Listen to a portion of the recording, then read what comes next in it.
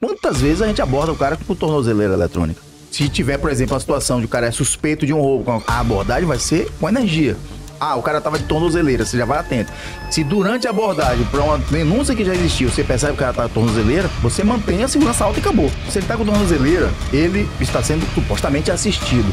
Não tem que esculachar ninguém. Se o colega fala, pô, o cara tá de tornozeleira, tem que dar um aperto nele. Em algum momento, eu posso estar apertando a mente de um cara que tá ali cumprindo e não quer voltar. Aquelas pessoas que pensam em querer esculachar, apertar um pouco mais, vale lembrar o que a lei diz, como você tem que operar. Se você vier a fazer a mais, você responde por abuso de autoridade. Hoje em dia todo mundo filma. Até ele tentar se explicar, mesmo tendo fé pública, já é uma situação que vai ter um trabalho, não só um trabalho, mas também um gasto, porque vai ter que colocar advogado para poder acompanhar. Mas tem uma coisa que eu faço sempre. E algumas vezes, alguns colegas já me criticaram. Por exemplo, quantas vezes a gente aborda o cara com tornozeleira eletrônica?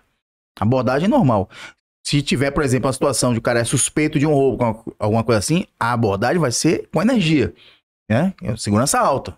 Já tem uma denúncia que aquele cara cometeu. Ah, o cara tava de tornozeleira, você já vai atento.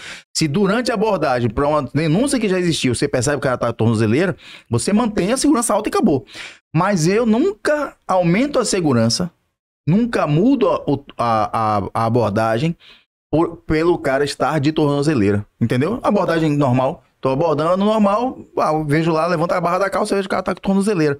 Irmão, se ele tá com tornozeleira, ele está sendo supostamente assistido. Ele já cumpriu a parte, né? Se tá com tornozeleira, porque é parte. Então, eu não tenho ali que esculachar ninguém. Beleza? Meu pensamento é esse. Quem pensa diferente, eu respeito. Meu pensamento é, o cara tá com tornozeleira, cumpriu parte do que ele deveria cumprir. Aquilo ali, a tornozeleira, é parte da pena, não é isso? Então, eu vou tratar ele como cidadão. E naquele momento tá sendo abordado por suspeita razoável, não é nada de denúncia. Não tem que esculachar ninguém. E muitas vezes o colega fala, pô, o cara tá de tornozeleira, tem que dar um aperto nele. Irmão, ele tá sendo assistido. Ele não tá com ilícito, não cometeu nada, não tem denúncia alguma contra ele, eu não vou tratar ele diferente. Eu não vou ser amiguinho dele. Sim. Não vou ser amiguinho dele. Mas eu também não vou tratar diferente. Pronto, pergunto qual é a situação dele, procuro ver realmente se a porta tá funcionando, peço os dados dele e acabou. Fico atento à situação, mas sem esculachar o cara. Não tem cabimento. Porque o que eu penso, Carlos? Em algum momento, eu posso estar apertando a mente de um cara que tá ali cumprindo e não quer voltar. E alguns que estão ali, muitas vezes entraram em alguma laranjada, que é verdade que pode acontecer. Sim. Muito cara que pode estar ali dentro do presídio. Quantas histórias de cara que cumpriram pena, ou cumpriram parte de pena, e no final das contas o cara é inocente. Né? Então eu não tenho que esculachar. Vou ficar atento. Sim. Mas respeitar, como você falou, pô. Respeita o direito do cara. É o direito dele estar às ruas com a tornozeleira. Nem todo mundo que tá ali cometeu crime hediondo. Nem todo mundo que tá usando tornozeleira. Então é o tratamento de respeito. Acabou. Ele cometeu ilícito, o tratamento vai ser o mesmo de quem tá com tornozeleira ou sem tornozeleira. Acabou. É simples. E aí vale ressaltar que, tipo assim, aquelas pessoas que pensam em querer esculachar, apertar um pouco mais, vale lembrar. O que a lei diz é como você tem que operar. Se você vier a fazer a mais, você responde por abuso de autoridade.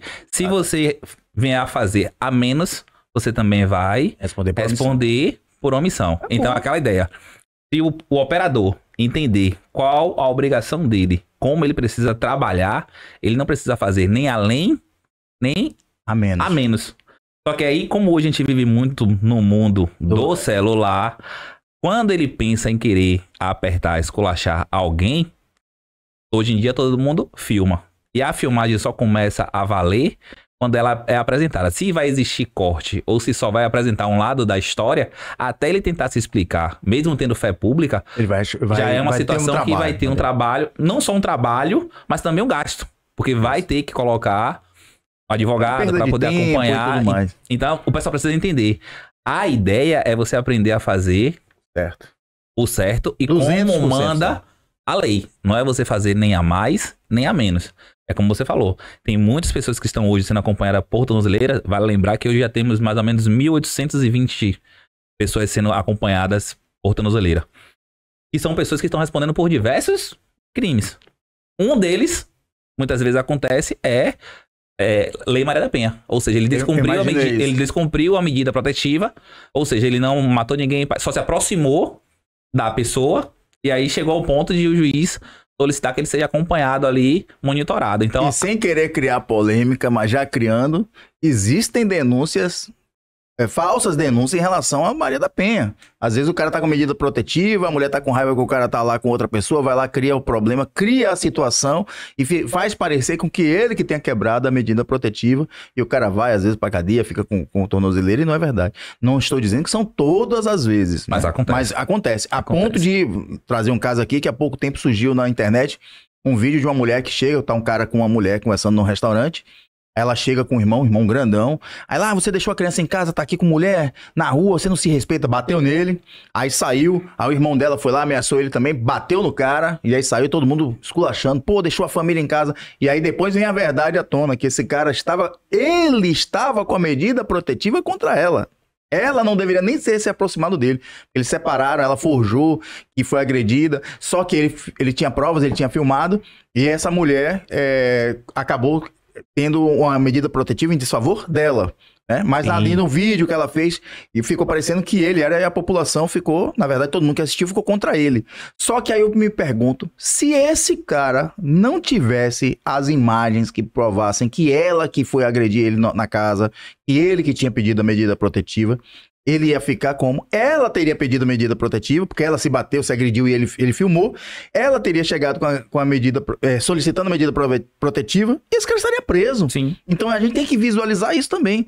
Quantas pessoas são acusadas injustamente de crimes que não cometeram e alguns não tiveram coragem de ir pra cima, porque quem acusou é envolvido com o tráfico. O cara, é melhor cumprir aqui essa pena do que ser assassinado. Sim. Então é muita coisa envolvida e nós, como operadores de segurança pública, temos que ter muito cuidado. É aquela coisa, irmão, não levar pro coração, não levar a emoção à frente. É difícil acontecer muitas vezes. Né? Pra mim, que já tenho 27 anos, já é difícil. Imagina pra galera mais jovem. O cara tá chegando já, né? Pô, esse cara aqui, aí a mulher acusa de estupro. É complicado, velho.